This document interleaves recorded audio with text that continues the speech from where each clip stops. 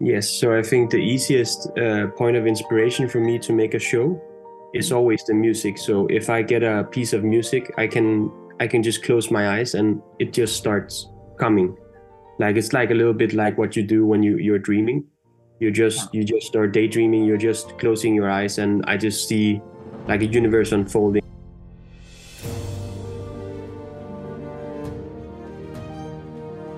Hi, Otto. It's so lovely to meet you here on Zoom. Yeah, you too. Thank you so much for your time. I've discovered you on LinkedIn. It's amazing the things you post there, and I would love to know about what you're doing. You're a creative director, Yeah, artistic director. Yes. and what exactly is it that you are busy with at the moment? At the moment, I'm working on a production in Spain uh, Mhm. that we will be going to do shortly. I cannot disclose too much information since it's private events, Yeah. but we're going there to do a show at least, and then we have some other things coming up in the agenda. I work at Plugged Live Shows, so it's a company that work worldwide and internationally, and work with a wider range of different type of events within the industry, be it corporate events, also public we have done, and concerts and brand activations. Um, yeah. Okay, so your work is really to put up a show, if I Yes. can put, yeah.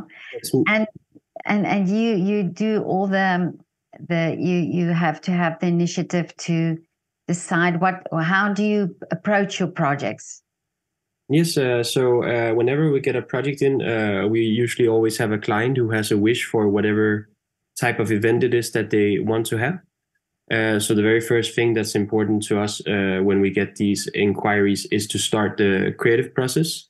So it's looking at what they want, but then for us to go in our creative lab and sort of twinkle and sparkle up amazing things that we find to be. We're always looking to create something that's remarkable. So we're always like trying to search for the unique.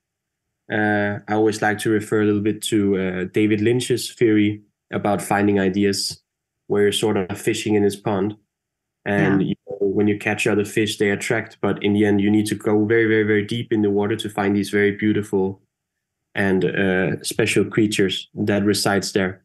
And once we find that idea, it's the core of our thing. When we have that idea, that's when we then really start building, and then we turn our idea into like a red thread. And most importantly, we always wanted to match whatever message it is, and we want it to become something that is also tangible and emotional and related to the experience that we're creating, so that we can really make something unique. Well, it sounds as if you're in the business of making dreams come true. Yes, yes, that is what we do. Yeah. So, what is your background? As I read that you went to a performing arts school. Hmm. Yes, I used to study at the National School of Performing Arts in Copenhagen. There, I actually studied producing, so production management and stage management. But during my time there, I discovered my own creativity a lot more and started noticing that I maybe should be more of a director than I should be producing. So that was my studies there, and before that, I lived in New York and in Paris, where I did internships. In New York, I learned a lot about all the immersive theater that was coming up at that time. So Punch Drunk, which is now the world's leading immersive theater. I saw all their things, and they blew my mind and perception of what a show can be and how it can be created. Okay, Uh, but now explain to me exactly what this is. If you yes, say, yeah, is it immersive theater? it's immersive theater. Yeah. So they have an experience called Sleep No More in the McKintrick Hotel Mhm. in New York. It's 100 hotel rooms that they turn into an experience, and it's based on the play of Macbeth. You have 12 actors, and you walk in, and they all disperse in different directions. and you can choose to follow them or not, but you basically can walk in and all of a sudden you're in a forest, but you're inside. All of a sudden you are in a little living room of someone. All of a sudden you're in a room made of carton. So it's like really these universes that unfold around you, and this experience where you as a viewer really get to choose your journey within the story and where you're attracted to linger or to see or do. Amazing. But is it virtual or is it real? It's real. It's real. Amazing. Yeah. So this forest that you're talking about, so this is created then in this space. Yes. They build the forest in the space and put actual like props, but trees that are standing in the space with a little what's it called, little tiny house with a little light in it, and a lady on a rocking chair kind of sewing, and like, so it's really like, you know, it's really like stepping into a movie. Actually, I think that's the best way to describe it. It's like you're really there. That is amazing. And I mean, what an experience. And you are now interested in, well, when you worked there, was this something that you realized in you are interested in? I was just there for I just saw the experiences, so I see. Okay. Yeah. But yes, it was something I was extremely interested in. I think I was very young at that time. I was only 21 or something, and I realized that I think it was important for me because it made me see how much more you can do with the theater than and how you can really make different type of concepts, and how you can really immerse people into the universe, and also how you can make the narration of the stories in a completely different way, because you're actually not pulling people through the narrative that you put, but you're allowing them to build their own narrative. And so I think it was sort of a revelation to see these type of experiences and theatrical things, and it's something that really fascinated me, because I believed at that time, and still to this day, that this is the future of theater and entertainment, to go to be more and more immersive, and you can see it happening everywhere in the museums too. There's this craving for immersing yourself and stepping into a universe. When you look at the next museum in Amsterdam, and all these sort of new media type of museums that are really, or the Lumière in Amsterdam, where you are stepping into a world of Van Gogh, like spinning around you. There's all these things happening more and more, and I think it's something that people really want to step into the universe. Yeah, I think people want to experience, because then you're there and there's not that distance. You're in it, you know. You're not just watching it. You're completely in it. Yeah, exactly. Yeah. So and also this must have also opened up the fact for you that the boundaries, you know, this I was just thinking now that sometimes we think, no, it's not possible, but this must have opened this up for you to say, well, it is possible, and other things would also be possible. Yes, I think so. I think so too. I think it really opens up more than anything. I think in its core, like, you know, traveling and experiencing different cultures, different worlds, and different types of shows around the globe is something that I think is very healthy as an artist, because it's something that really opens your view on what's possible, and it like it puts your boundaries or your limits at a different place. So I'm from Denmark, and I remember growing up in school, like in Denmark, we can be a bit I don't know how to exactly explain it, but we're not always, if you pitch someone an idea, they will start immediately saying why it wouldn't work. So, yeah, I know what you mean. Yeah. So it's like, no, that can't work because of that, and there's too many obstacles, and it's too expensive, or whatever. And then at a young age, I was lucky enough to travel with my father to different places when he was going to work, like Los Angeles, and there I started seeing all these cultures and all those spaces. And what was beautiful, I think, like you say, it opened my mind, and I came back to Denmark like, it's not true what you're telling me, because can do it, and they can build all this stuff, and they can make that, and they can make that, then all of us can do that. is there, there's not that limit. You only put the limit yourself for how far you can realize your dream. Absolutely. Yeah, I absolutely agree with you there. And it does sometimes take, you have to sometimes be removed from a situation just to see for yourself. And you've experienced it now.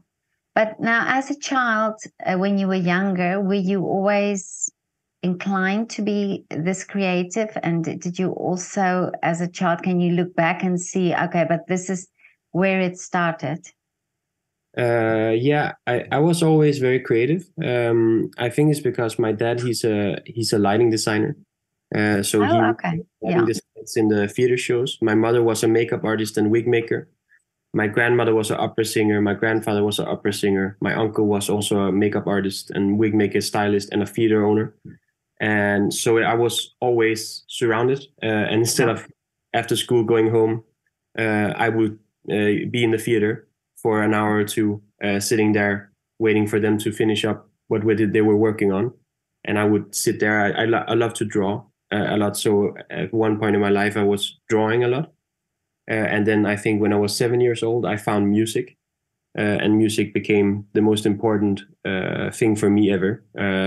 Artistically, something that all my work is driven by music. Really? So, yeah. But also, I spoke to a violinist the other day, and we were talking about the visuals that's attached to music that now, say, videos, for example, that people do, and that they, to sort of promote the music. And we were talking about music in itself. It doesn't have to have that. Music in itself is enough, but it's always this added bonus if you put the music, if you put a visual to music, or if you put music to a visual, the two sides go together.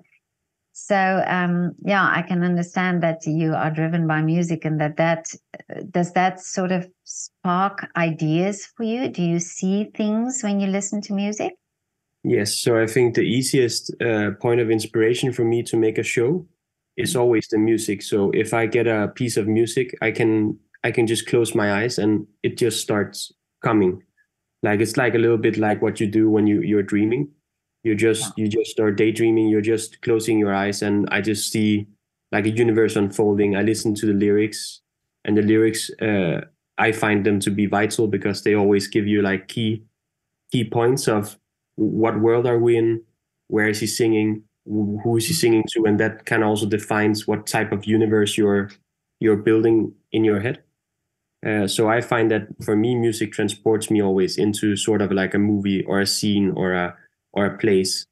And there, when listening enough and diving deeper, and I always like to, for example, if it's for an artist, I love to just listen to everything they ever made, because the more you listen, the more you learn the universe that they're building. Oh, I see. Yeah, that's true. That's true. And it's also their the evolution of their work, that you then catch up on. Exactly. Yeah. What are the limitations in your job? Oh, I think when it comes to more corporate events or events in general, I think the limitations for that part is that you do have people that has a very specific goal with why they're having the event. And it can be anything, but maybe it can be to communicate a certain type of message out to the employees, or it can be for a specific thing that they want to do, or a new launch, or and that combined with also their values as a company, they will have their values, which is extremely important to respect. And those values can sometimes also be restrictive towards the creativity, because maybe they don't really align perfectly with the idea, or they can be like holding it a bit down. And same with maybe also, colors can be sometimes even that a company is like, Really? oh, yeah, we like those colors and those Oh, colors. yeah, yeah. So there can also be something there. But I mean, I think that's for the commercial part, like that world that I'm working in now. I think for musical and theater, there are other limitations where it can be sometimes more difficult to reach your audiences. Okay. So we all have like there's always limitations. I find no matter what I'm working on. I think for the creative part though, the commercial and also if done right, when you get, I mean, depends on the client. Sometimes you get a client who just opens their heart to you and they go like, I love what you're doing. Just make it. It's amazing. And then you gain a trust where you can just go completely nuts. And I find it's the same with everything. If you're doing a theater show or you're doing a corporate event or you're doing a commercial, even whatever it is, it's just about that the people you're working with a lot. It's always about the people. Like if you have the right people in the right setting and that allows that creativity to happen, it will blossom and something beautiful will always come. And I think almost everyone is really capable of creating something extraordinary. It's just that a lot of times they're not given the right premise or the right foundation to allow that creativity to really, all that fire to come out of them. But you must be very, well, I say lucky, but it's very fortunate that you actually, to create this, you work with creative people. So you're always working in a team with other people. Is that something that is that you find inspirational, that you get inspired by other people's artistic input in your work? Yes, I love working with other people. I'm a social creature, so for me, I thrive on being with others. Actually, I prefer to develop any idea with someone else. I think it's just a lot more giving, more fun. Mm-hmm. I mean, I think life is also about having fun, and I don't know why I would be doing this if it wasn't because it's something different. Yeah. Because doing creativity and arts can be very, very pressure because sometimes you have to really deliver something crazy, but at least you have all this fun because it's so childish or inner child and it's playful and it's like a playground and you're like a kid who's still kind of dreaming and putting up Lego pieces to build a castle, but just in real life. And I mean, I think that part is essential. That then you need all the people around you, and also, yeah, for me that's so vital. And also when I'm working with dancers or choreographers or whoever it may be, I always want their input. I really always tell them that please, give me your ideas, give me your thoughts. I may be the director, but I'm not here to restrict. I'm here to open up doors and to help each other to really make the best possible show, in together. And that only comes from all of us sharing, because it's when we all share that's the beautiful things. When someone say, "Hey, what if I go like this, or what if I stand there? What if we put this light on, or what if the light is like the water?" And like, wow, yes, that's exactly like those. I think it's like that's the gold when you get, that's the magic actually, when people start really, sharing and really giving all. I can absolutely imagine that. But when you initially have your idea, of course, you say you share and you liked other people's input as well, but you must have originally this idea in your head. When it is then, when it's then the end result, is it always how you perceived it? Or is there also this process that goes on inside you that you have to adapt or change, or that it doesn't end up the way you saw it? Mm-hmm. I think a lot of times it doesn't actually end up exactly how you see it. Mm-hmm. I mean, it depends. I had some experiences, shows where it really ended up the way that I had it in my head. But I also have other times where it's completely different. Because as you say, you also, sometimes you just have to adapt, and it can be whatever. It can be that the venue cannot hold the thing you dreamed up because the video wall is just too big to fit and you have to cut it.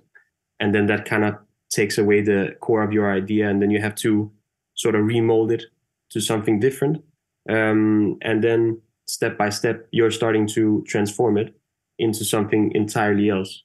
And I think especially sometimes with corporate things or events in general, these things can happen because you're also sometimes doing things in places that are very, very difficult. It can be in historic architecture, buildings that, you know, have a lot of restrictions towards what you can do inside of them and how much noise you can make, or how much the glass in the ceiling can take, or different kind of things, you know. And also, or you can be doing a show on the water, and you want to build platoons in the water and have, and that also has its Oh, yeah. its limits, but also it's something that also inspires you because it's fun to do that, and sort of find how can we Yeah. make something there, you know, how can we make that work. So yeah, to answer your question, I think I mean, you can have what you dream up in your mind, but it always evolves. You Mm. know, it's always evolving, and it's kind of changing as you're going, and you're realizing things on the way of your creative path, that you're realizing that I had this idea originally, but maybe this will be actually better, and then you start, you know, slowly transforming it.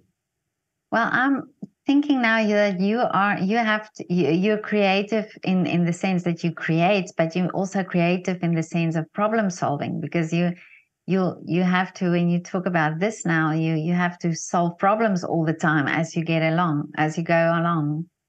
Yes, yes, Mm. definitely. I think is a big part of being a director, artistic director. I think is also solving, problem solving, and talking to the being with the production team a lot too, to figure out, hey, how can we make, if you want to make a sun in the middle of a screen, how can we make it, and what can we do? We could do this, but we only have this budget. But then it can't work with that. But what if we then make a rig, and we put lamps on the rig, put it behind the screen, and then we light the lamps through the screen, and then it's like the sun kind of actually bursting through the, and then yes, and that we can afford, and we have the materials for it.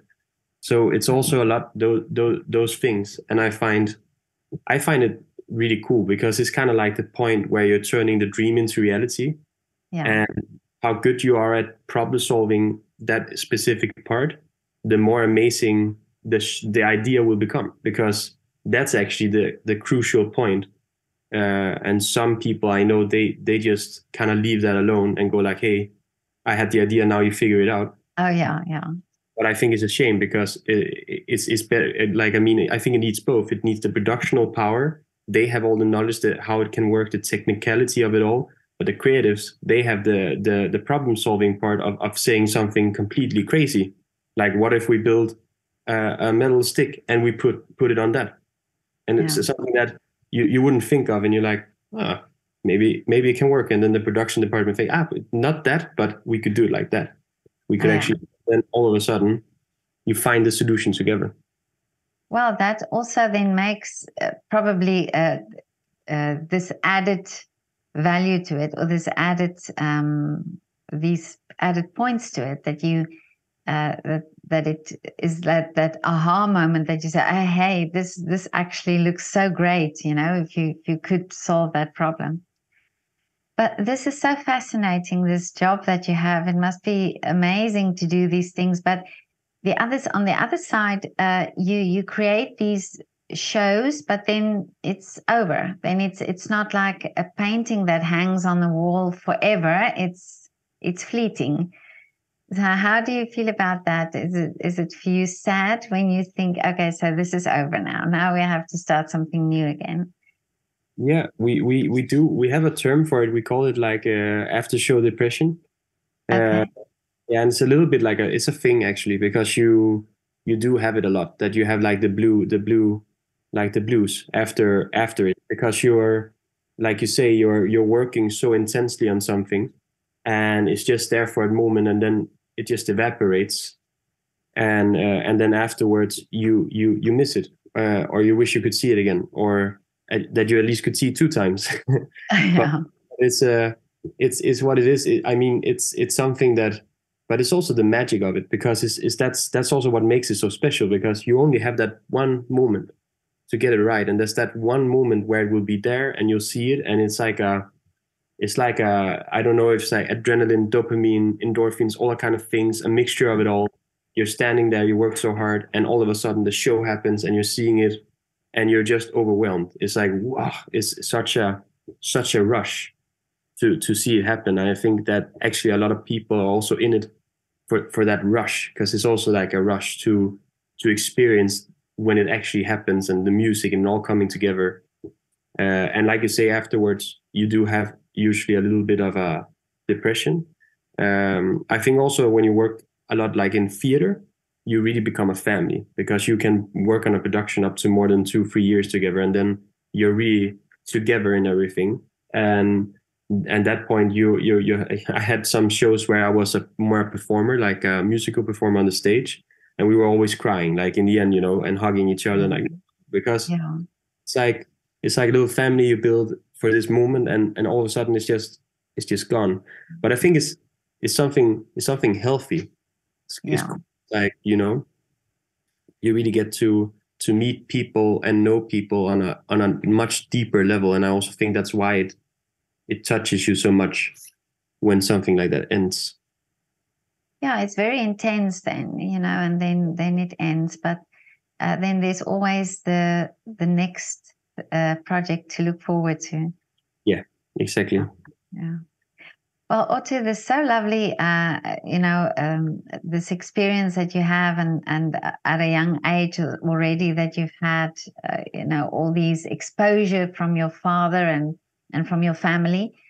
But what are the wishes for you for the future? Well, for the future, I'm working on right now. I'm working on one of my own shows. So it's called The Art of Memory, and it's a multi-sensory experience that is about a man who's diagnosed with Alzheimer's, and it unfolds the memory, but through this immersive type of experience. And the reason that I'm making it is also because my grandmother had Alzheimer's. So it's something that I really care a lot about, and I want to make this kind of show, not just to have a beautiful story and a beautiful experience, of course, that too, but also for people to raise awareness about that disease and the impact it has in general. So that's my next project that I'm currently working towards. And what are you how is this going to be? Is it going to be a stage show, or how are you doing this? It's going to be I imagine it's an in and around show. So it's sort of a like in and around circular kind of setting. Mm-hmm. And you walk in and you're seated with having like a globe sort of around you. Yeah. And then you have the music and the dance and the scenes, and as they unfold, different memories kind of spring to life through this immersive space around you. Amazing. So that's what I want to do, and I'm searching to. I think my main goal is I love musicals my whole life, but I also feel a need to I want to try and make something different, like do it in a different way, sort of, and try some new methods for how you can really make musical theater, but in an immersive setting. Yeah, that would be great. Yeah, to get people really involved. Yeah, I would. I think it would be great, and I think it would be. I'm very excited to start on it and see what happens, and I'm looking forward to the day when it's there and you can see how to respond. Please keep me updated. I would love to experience that. Yeah, of course. Yeah, and I think it's a wonderful cause, and to raise awareness to Alzheimer's is what a wonderful idea. And doing it in this way. Thank you, Petra.